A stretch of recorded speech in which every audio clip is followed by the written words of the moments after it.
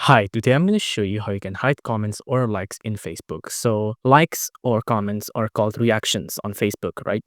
So, for example, if I post something here, I want to post hi and I want to post, but I'm kind of embarrassed because there's not a lot of engagement. I want to change and hide how the reactions work, right? So, the way I'm going to do this is I'm going to go to my profile settings here and I'm going to click on settings and privacy. And on settings, I want to go on settings again. On settings here, I want to go on the search bar up here and I want to find reaction, right? So reaction like this, and then click on reaction preference. Now on here, you can see that you can hide the numbers of reaction.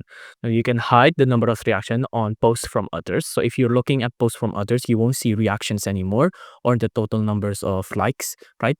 Or you can also hide it from your post, right? So other people won't see the total number of reactions on their posts you shared to your profile, right? So reaction counts will still appear on your posts in other places such as groups or other content such as reels.